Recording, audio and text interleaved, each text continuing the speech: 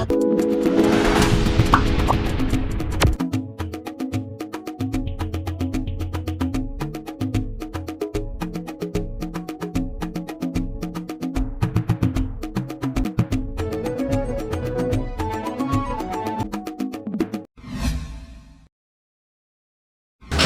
assalamu alaikum, barkanmu da sake saduwa a wannan shiri na kiwon lafiya. Har kullum sunana Dr. Din Dan Tanko. A yau ina so in dan yi ma mutane bayanin illolin rashin shan ruwa. Ruwa a jiki yana da matukar muhimmanci. Hasali ma jikin mutum Allah ya gina shi ne kashi 70 na jikin mutum gaba ɗaya ruwa ne. So sai yasa ya zama dole ba yanda mutum zai yi rayuwa ba ruwa. Mutum zai iya rayuwa tsawon lokaci ba abinci, amma ruwa zuwa wani lokaci in baka sha shi ba za ka ji kana nema ka mutu. So illolin rashin shan ruwa, akalla kafin mu je illolin, yana da kyau idan mutum ya tashi da safe kafin ya ci komai ya sha ruwa mai kyau. Wannan ruwan da mutum zai sha zai wanke system ɗin jikin mutum, wata duka ma'aikatan jikin mutum waɗanda akwai buƙatar datti da ya kamata a fitar da su.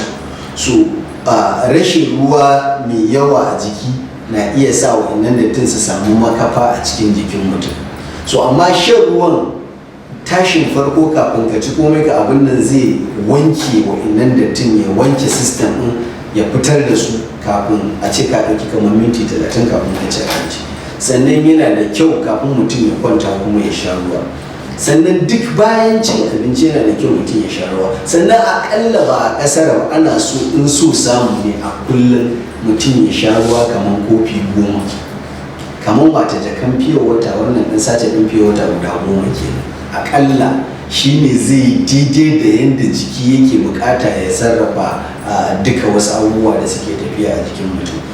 Sannan zan fara magana akan illolin wannan rashin shan ruwa. Illa na farko, in mutum ya zama ba mai shan ruwa bane a jiki, ba zai gane ba, amma zai dinga jin wani alama wata na rashin karsashi, rashin energy a jikinsa. Zai dinga jin wannan kamar bai da lafiya, amma shi ba zai gane wata bai shan ruwa ne da ya kamata ba. So in mutum yana shan ruwa sosai, wannan rashin karsashin da zai dinga jin jikin shi yana yaushi, yana jin bai da ƙarfi, yana jin mutuwan jiki haka, yana shan ruwa zai kawar mai da wannan. Sannan akwai illar rashin shan ruwa, yana haifar da dakushewar kwakwalwa. Yana dakushe kwakwalwa saboda halittar da Allah ya yi ma kwakwalwa a cikin kashi 100, kashi 80 ruwa ne cikin kwakwalwa. Sai sa abin da in mutum ya mutu za ga cewa shi kwakwalwa narkewa yake gaba ɗaya. Ka ajiye shi ko da na dabba ne ga cewa za ga ya narke.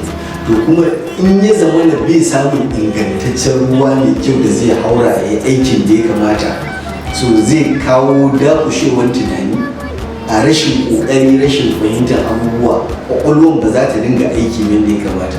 Sai sa yake da kyau mutum ya dinga shan ruwa akai-akai, saboda kwakwalwan mutum ya samu ruwan da zai iya yin aikin da ya kamata na tunani, na lissafi, ne abubuwan da ya dace. Ba ka dinga jin an kayi abu da safe ma zuwa yamma ka manta ba. So rashin shan ruwa yana haddasar da wannan, yana kawo a shekarun ma yana da dakushe kwakwalwa. Sannan a cikin illa na gaba wanda rashin shan ruwa ke iya haddasawa, akwai yankwalewar fata. Yana illata fatan mutum idan ya zama na mutum ba mai shan ruwa ba ne akai-akai. So akwai abin da ake cewa refreshment na jiki na fata. Idan har baka sha wannan, fatan zai dinga yaƙunewa, saboda ruwa na jiki yana raguwa ta hanyar zufa, ana fitsari, ana rage shi, ana abannan. To in kayi aiki kayi zufa, kuma kai baka yi replacing ɗin wannan ruwan da ya fita ba, kuma da daga jikin ka yake, gashi ne kana gani kayi zufa ka kone, amma kuma baka sha ruwan da ya kamata ya koma ya yi aikin da ya fita daga cikin jiki ba. Yana kawo illa a fata rashin shan ruwa. Sannan kuma wani babban illa da yake yana illa a koda, rashin shan ruwa akai-akai wanda zai wadatar da jiki yana kawo illan koda. Wata akwai abin da ake cewa kidney stone, dutse ne yake zama yake taruwa. Wasu sinadarai ne wanda ya kamata a wanke su daga cikin koda. In ka sha ruwa kana shan ruwa, abinda zai fara bin hanya, za a ji a tace shi a koda, wanne ne za a yi amfani da shi, wanne ne datti sai fita. So dadewa baka sha ruwa ba sai zama na abubuwan da aka suka daskare kamar gishiri, kamar mutum ya zuba gishiri a roba da yawa da ruwa, can ruwan ya kare za ka ga farfarin abu a ciki. To wani irin wani abu ne yake taruwa a cikin koda sai ya zama ya tare har ya dunkule ya zama dutsen da an ciro wani maza ga ya kato ya kama an tsara koda kan ciro shi, shine ake ce ma kidney stone. To rashin shan ruwa yana haddasa wannan da kuma wasu matsalolin ma na koda da mafitsara. Kuma rashin shan ruwa yana kawo mutum idan ya zo yin fitsari, inda za ka gane cewa ba ka sha ruwa sosai ba, fitsarinka yana canjawa, kalan ba fitsarinka za ka ga ya yi yiro. Misali tun safe zuwa yamma ba ka sha ruwa sosai ba, ka sha ruwa ba, in ka zo fitsari ka ga kalan fitsarinka bai fari ba, ka ga yana yalo, to akwai alamun karancin shan ruwa a jikinka. So yana da kyau mutum ya dinga shan ruwa akai-akai saboda wanke wannan kodar, shi ma zai dinga wanke wa'annan dattin da ya kamata a tattara a fita da su daga cikin jiki su kuma fitsara. Kuma rashin shan ruwan ma still in ka sha ruwan ne zai wanke ma mara.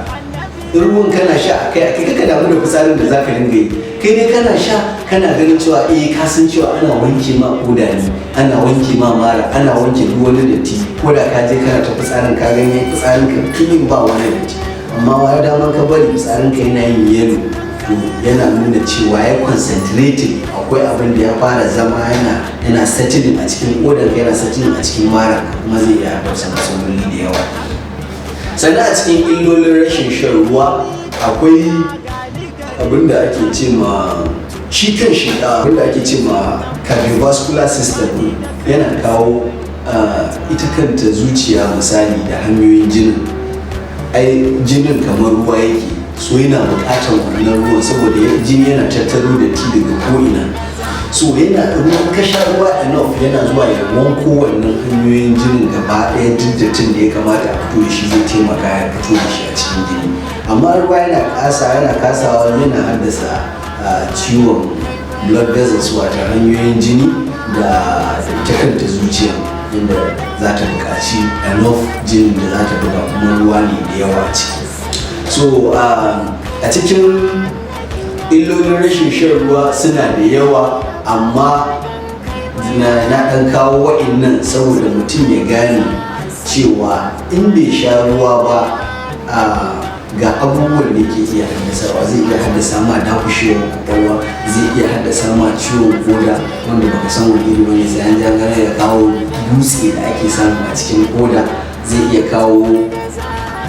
kawo ciwo a zuciya, zai iya kawo ciwo a mara, zai iya kawo ciwo da yankwanewan fata, sannan zai iya kawo matsala ma a ido, saboda idon ma akwai ruwa a cikin shi. So ruwa bai haurawa wanda yake circulating, dan mutum za ga cewa akwai abu na dan taba ma ido, za ga ruwa ya fito daga ciki. To in ba wannan ruwan da zai wanke idon ya tabbatar idon na nan, rashin karancin ruwa sai kaga idon mutum yana kai wani zartanya sai dinga bushewa, idon zai dinga bushewa saboda karancin ruwa a jikin mutum. So akwai illoli da yawa, saboda haka ina ba mutane shawarar a daure a dinga shan isasshen ruwa, kuma ba sai mutum ya ji yunwa ba ko ya ce ya ji kishi kafin ya sha ruwa. In har mutum ya ji kishi ya ce lokacin da zai sha ruwa, to ya tabbatar ɗan ruwan jikinsa kashi 100 ne, ana neman kenan kimanin kashi 40 ya saura kashi 40, wanda bai kamata ya bar shi zuwa haka ba, ya kamata ya kokarin daga shi ya koma wannan kashi 100 ne. Sai yasa zaka ji kishin ana nuna ma alama, to akwai wurare da yawa suke buƙatar ruwan nan, ka je ka sha, in ba haka ba wasu abubuwa za su samu matsala da za a cikin jiki. Sai sa ake so mutane su daure su dinga shan ruwa, yana maganin abubuwa da yawa a jikin mutum. To insha Allah za mu ɗan takaita a nan, sai shiri na gaba insha Allah.